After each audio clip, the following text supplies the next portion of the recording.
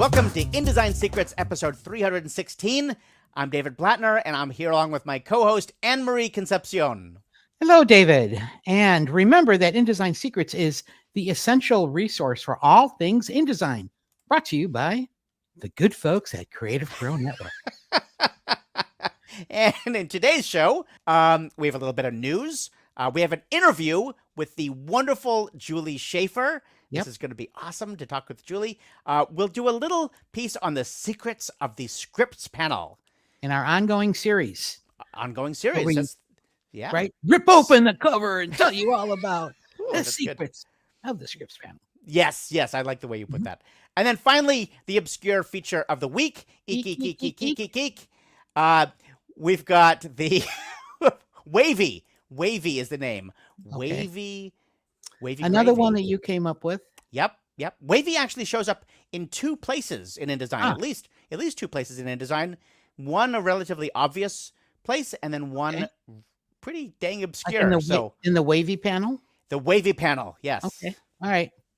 Exactly. Okay, so in the news, another day, another iteration of InDesign. InDesign 19.2 is out.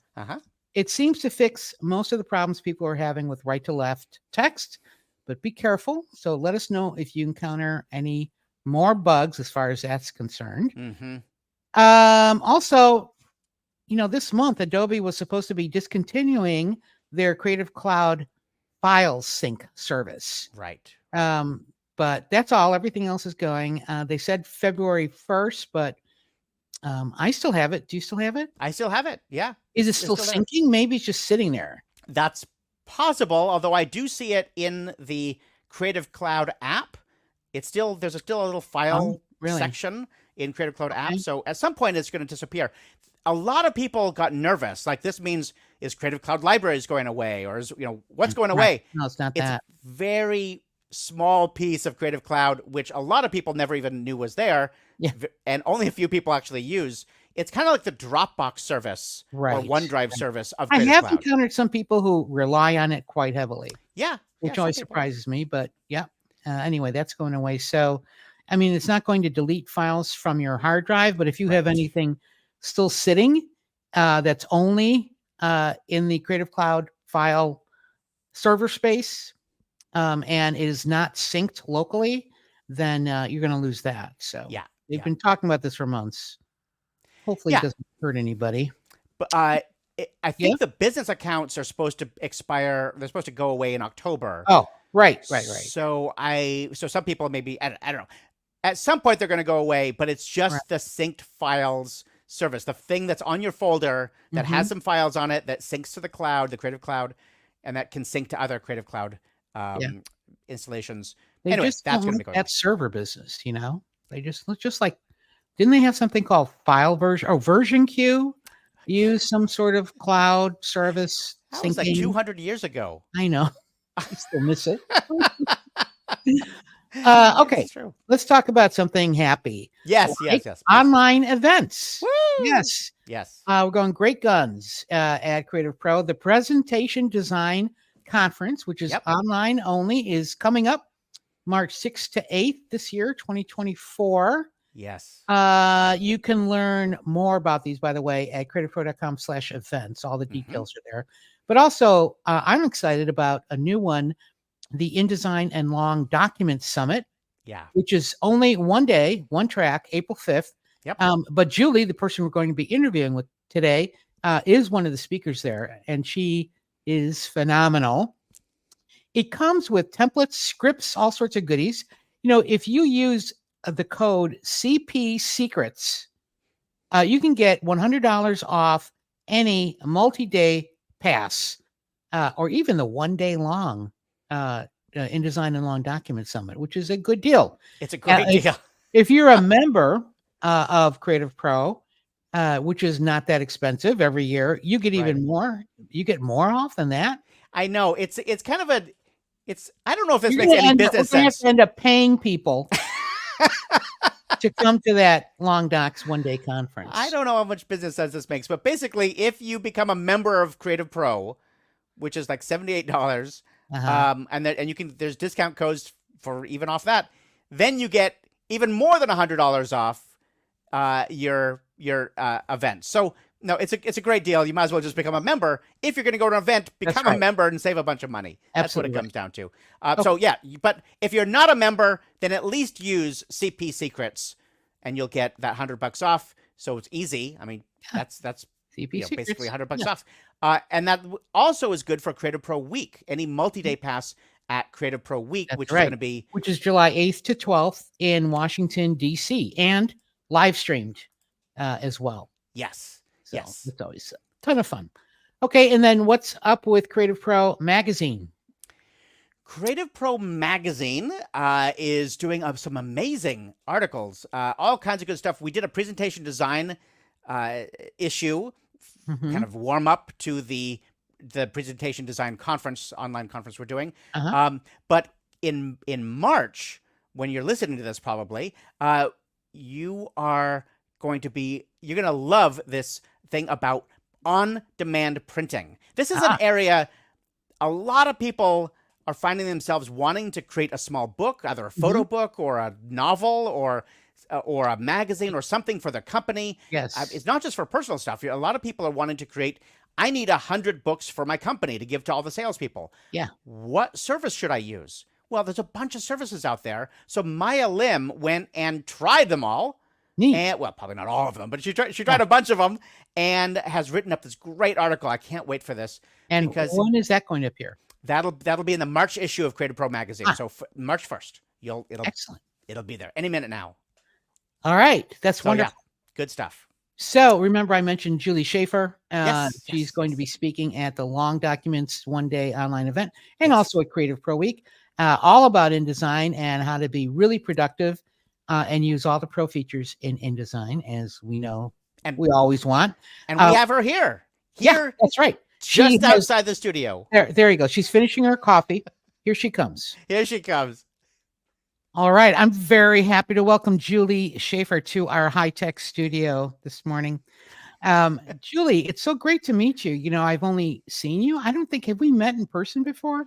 I think perhaps at Creative Pros it's past. But... Okay, cool.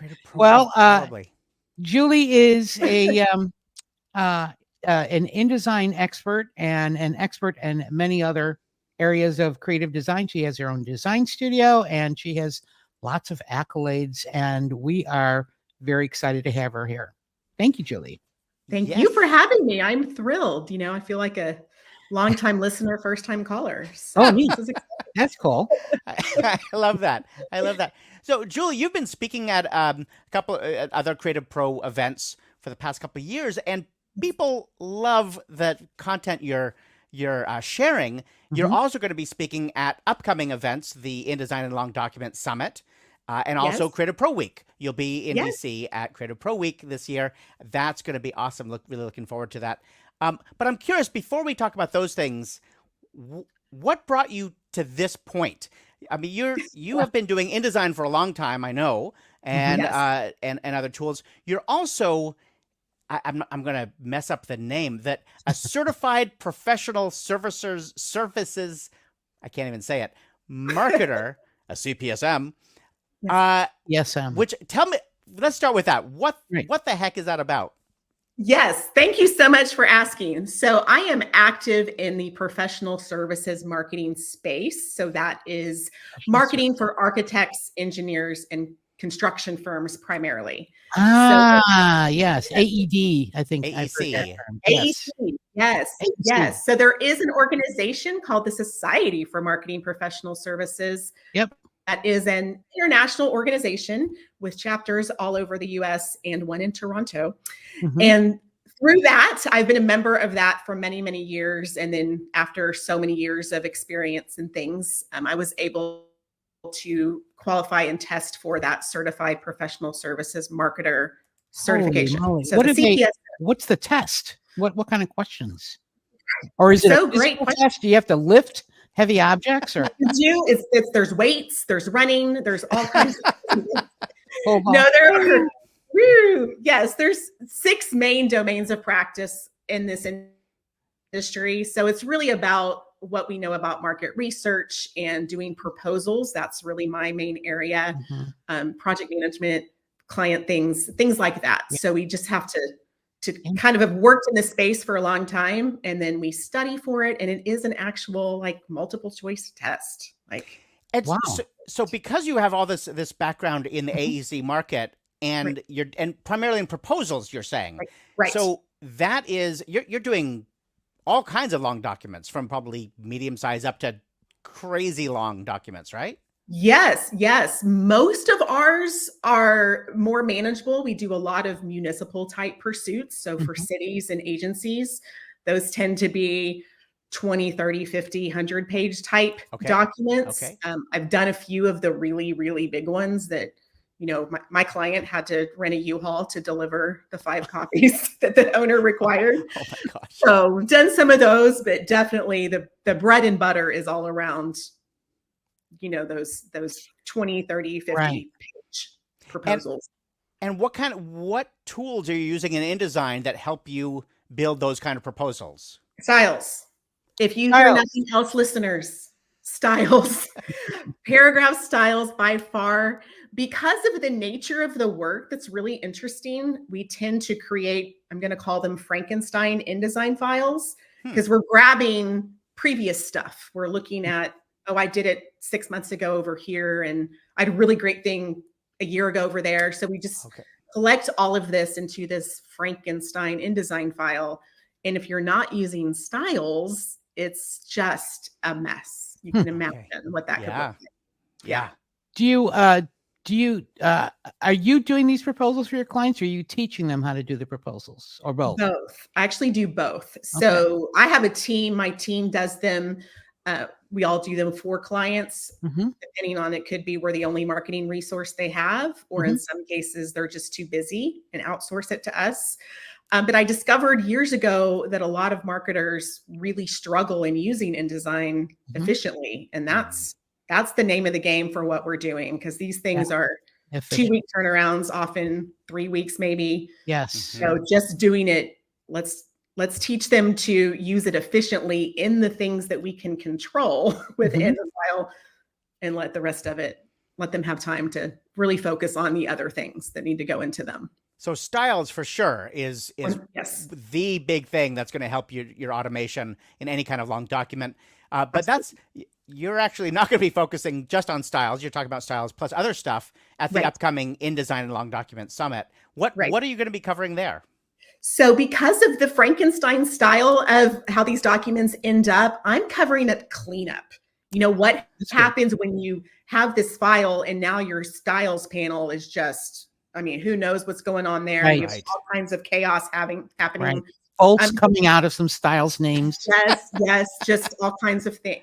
Yes. And then your swatches panel, all of that, plus bringing in Word files. And then now you've introduced just all kinds of just chaos that can happen very, very quickly. Yeah. So I'm going to focus on cleanup, and primarily the edit, find, change, that most people just go in there and change their little words. But gosh, there's so much in there. So we're going to look at all the things you can do just in find, change, and queries and all of that. There is so much you can do in find, change. It's extraordinary. They keep adding features, and then people just somehow don't even see that it's there. Like the object find, change, right? That's been sitting there forever. And the other day I was like, all these things, I didn't use an object style. I'm like, there's object find, change. I could just use that. Yes. So, that was a miracle. That was great.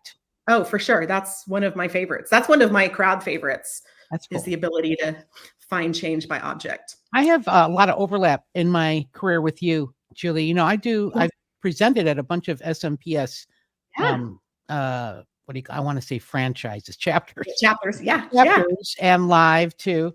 Yeah. And what I learned, because it's not really my main thing, the AEC. By the way, AED, I think, is automatic defibrillator. Right, yeah. Very similar. Yeah. I'm taking a class on CPR. Oh, wow. Anyway,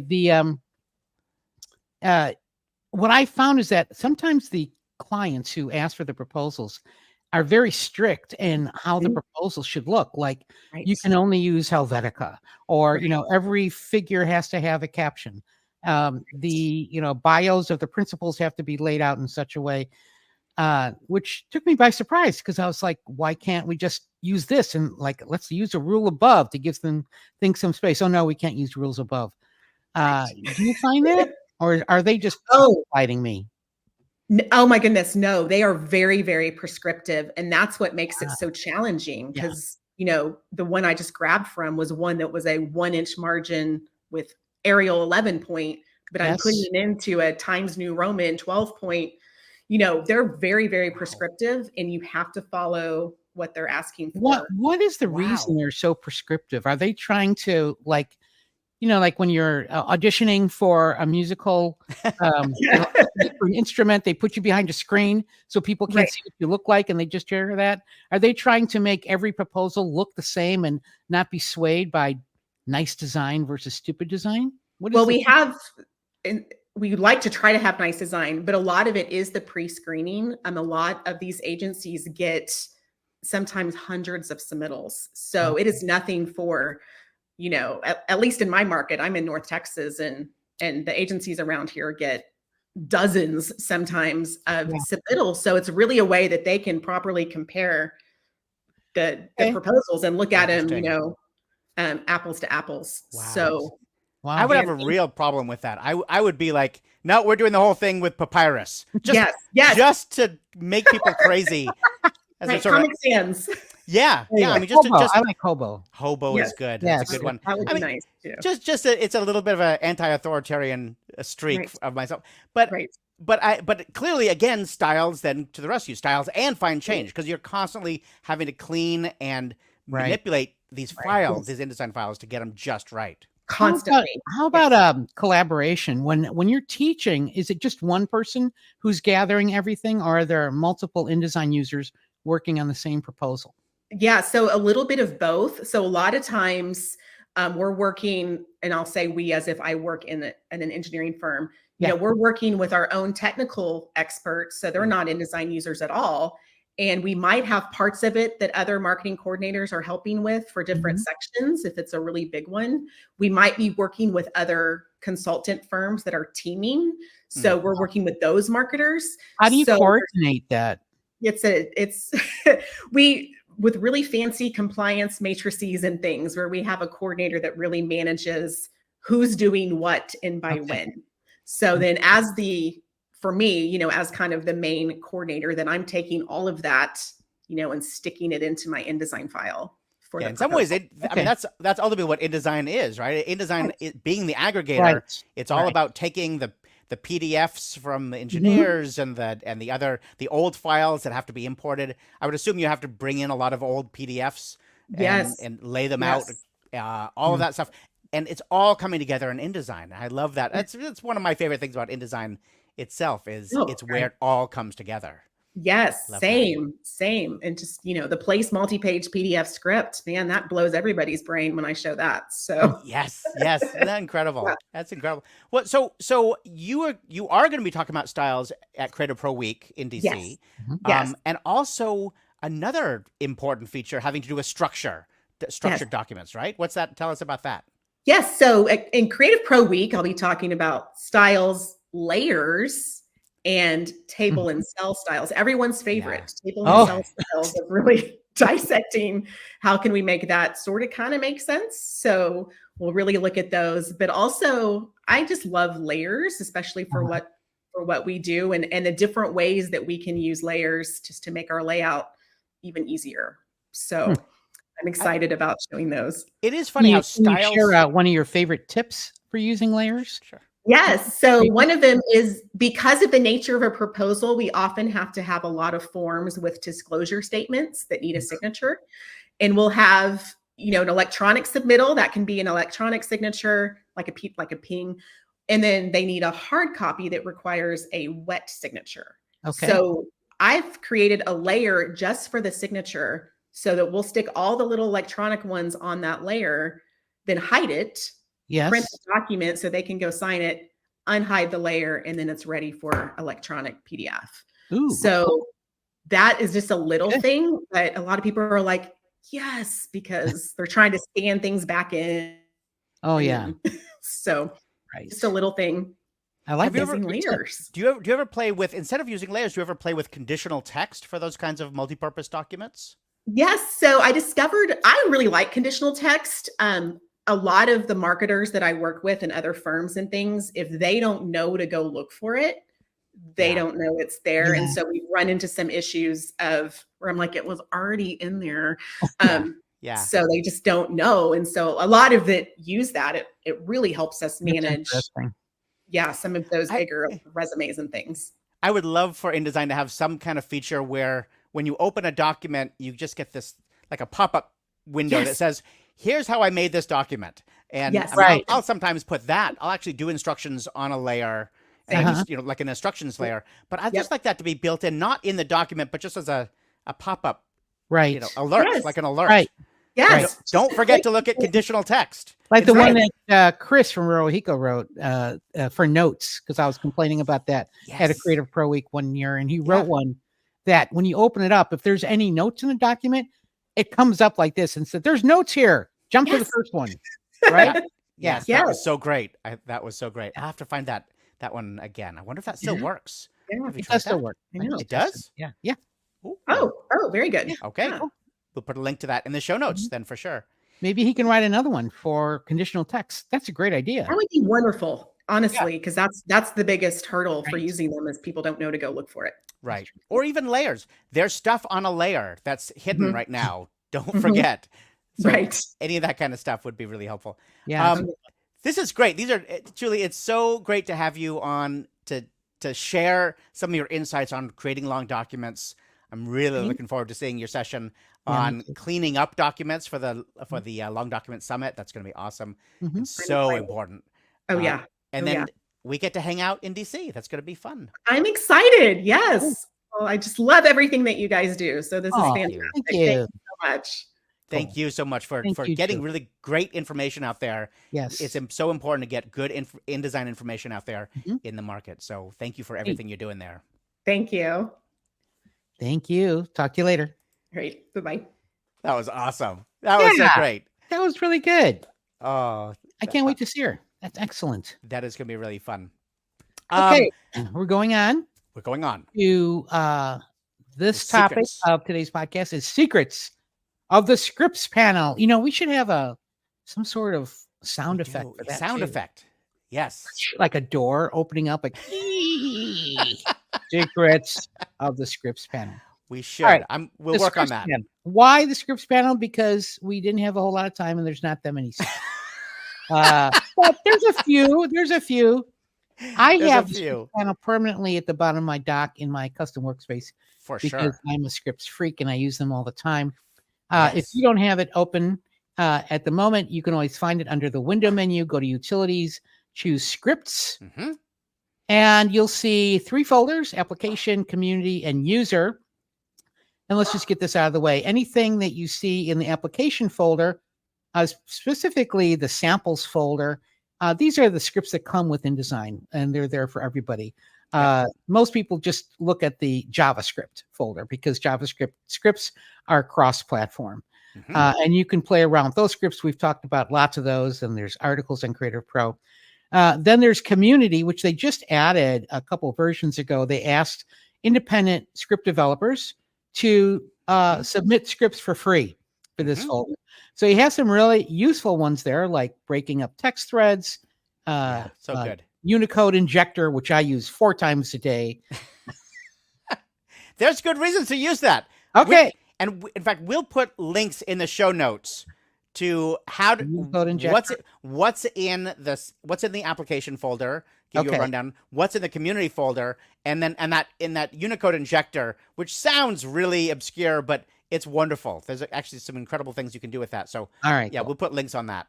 And then the final folder is User, which is empty by default until you actually install a script. And to install it, and we'll link to that too, is so easy. You don't have to run any kind of installer. You don't even have to quit out of InDesign. You just locate the folder on your hard drive where it goes, and you just right-click on User. Is this a secret of the scripts panel? This is the first secret. The first secret is how do you locate that scripts panel folder? So most people will install scripts in the user folder because usually you need admin privileges for the application folder, but you Mhm. don't for the user folder. And the way to do, you need to put it in a specific place on your hard drive, deep in the bowels of user settings. Right. And instead of having to, go there, instead of having to go there manually from the desktop, just right click on the user folder in the scripts panel in InDesign and choose reveal in Finder or reveal in File Explorer. And it'll pop you over and have that folder open and selected. And that's where you drag and drop your JavaScripts. Yeah, that And- right click is so important to do Yes. that. But the folder that shows up is typically the scripts folder. There's a scripts folder, and then inside the scripts folder, there's a scripts panel folder. Right. Well, that's the one that gets highlighted. It does get highlighted Yeah. because but it's important to remember that when you're putting scripts in, you put it in the scripts panel folder, Yes. not inside the scripts folder, Right. which I mean, it Who seems like knows? if you put it in the scripts folder, it should show up, but it doesn't. It Right. has to be inside the scripts panel folder. So anyway, little trick there. Little thing there. Okay. Yeah. So So you right tell us clicking. the next secret of the scripts panel folder. Okay, so right clicking is great because that's a great way to reveal the folder you need to be using inside user. And that'll work with the application folder and the community folder as well. But as you said, typically you'd put it in the user folder. Yes. The thing is, once you have more than like 8 scripts, you're going to want to start organizing them. Yeah. And you can organize them inside the scripts panel by renaming them, right? Because they're going to be in alphabetical order inside the scripts panel. Right. That's one way to do it. Or even better, make your own folders. So you right click on scripts on the user folder, it opens up on your desktop. You can open that scripts panel folder and then just make your own folder. So I've got one for testing. I've got one for text injector scripts. I really do. I've got all kinds of, I've got stuff for tables. So as you start gathering scripts, you're going to want to put them inside folders inside the scripts panel. And then those folders, like you said, you don't have to restart InDesign or anything. You go back to InDesign and those same folders show up in the scripts panel. Immediately. Right. So Not a big helpful. deal. Yeah. So Okay. helpful. That was also a great secret. Now, one of my secrets, and we'll include a link to the video maybe, Yeah. is that if you have more than one version of InDesign installed, you usually want to have the same scripts available to you, right? In every version of InDesign. Yeah. But it doesn't work like that because that scripts panel belongs to that version of InDesign that you right clicked on. And that's happened to me so many times. I go back one version to work on a client's project and the script I want is not there. It's in the other folder. So what I did was create an alias of the scripts panel folder and then put that alias in the Finder sidebar and in Windows in the favorites. And that way, when I get a new script, I just put it inside. I click on that, put it inside there. But then the key is that in all the other versions of InDesign, you also put that alias. You put the alias to your scripts panel folder inside the other scripts panel folders, or I guess you would. I actually have a folder inside scripts panel called My Scripts, and that's the one that I made the alias of. So you make a folder like My Scripts, Right. and then you put an alias of My Scripts into the scripts panel folder. That's right. In every version of InDesign that you have.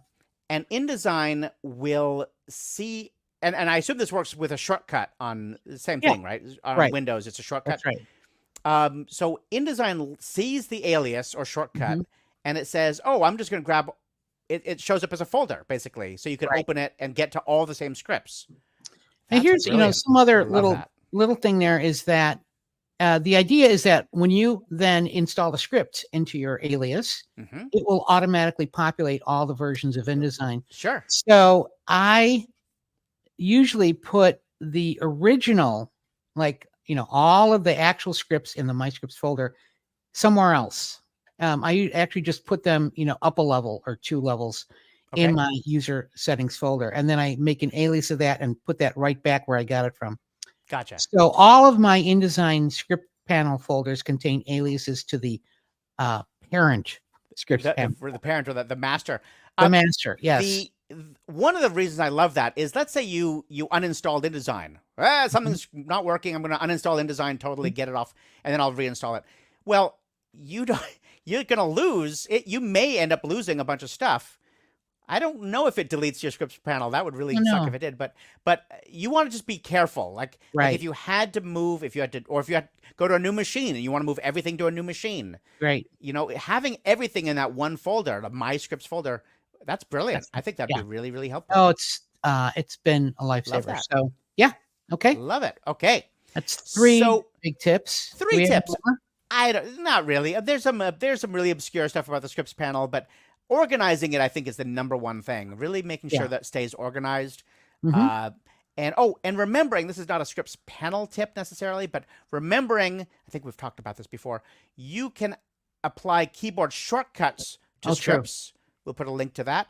And my favorite secret of the scripts panel is I hardly even open it anymore because I'm using Quick Apply. There you go. I just use Quick Apply to run my scripts. Right. Then I don't have to worry where they are. Right. Or you where have to turn on the option to include script names. Yes, you do. Which is one of the settings in Quick Apply. But then after you do that, it just remembers it from then on. Yeah. And all you need to do is start typing, a few letters from the name of the script or within somewhere in the script, and it will appear as one of the choices. Press return or enter, and that's how you do it. So helpful. So helpful. It is Anyway. really helpful. All right. So those are a few secrets. Now, do we have a like a closing door sound effect? Close. Boom. Oh, right. Okay. I'll look in some videos or sound effects from like the tombs of Egypt and look for something from there. Yes, please send that over. Okay. It's time. Yes. For the obscure feature of the week. Eek-eek-eek-eek. I made a little. Okay. For the, we're doing this video thing now. Oh.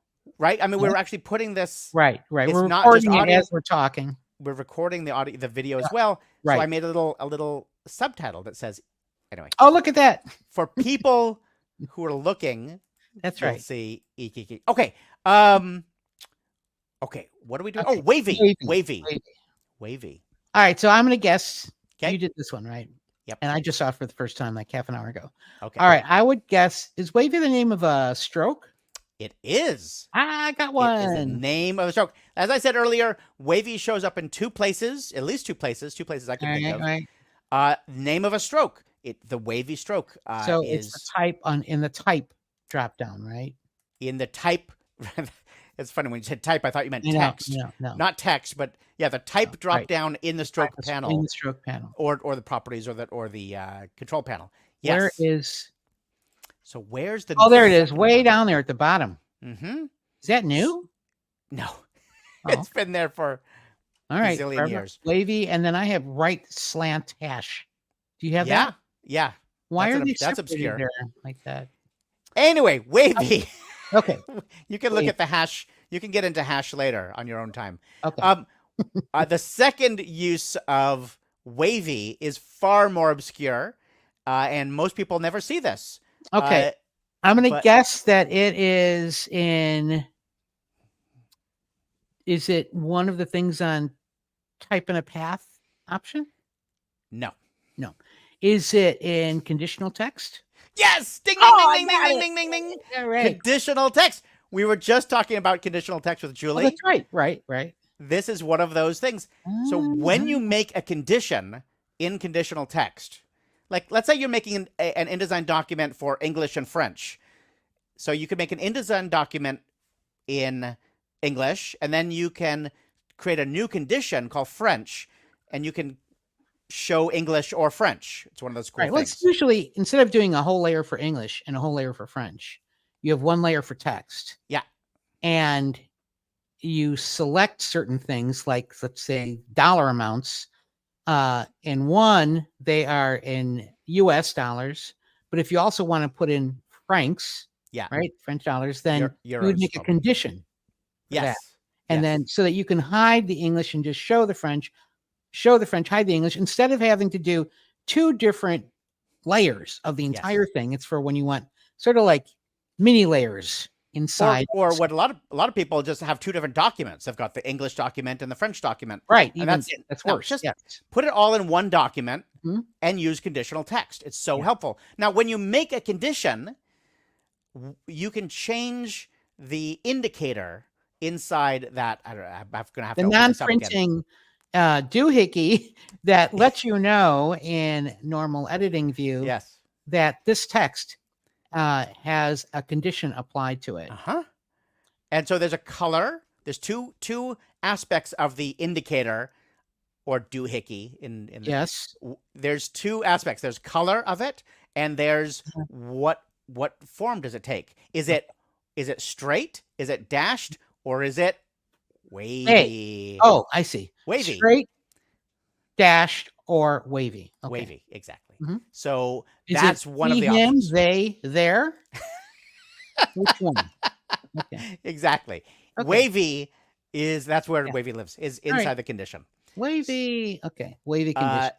The third option, which the third place you see wavy Really? is dynamic spelling, but it doesn't say it. It's just when you've got dynamic spelling on, you see wavy underlines. Yes. It's very similar. It doesn't have the name wavy in it. No, you can't It control doesn't that. count. It's just always wave. No, it does not count. All right. Yeah. Okay. I thought they were up and down jiggles. They're waves? Waves. Okay. Up and down jiggles. You might be right. I Maybe don't they know. technically are up and down jiggles. So I'll have to zoom in. yeah, do that. Okay. That'll be for next time. Okay. Okay. I can zoom in like this. There you go. There you go. All right. All right. That was scary. Okay. That is it for episode 316.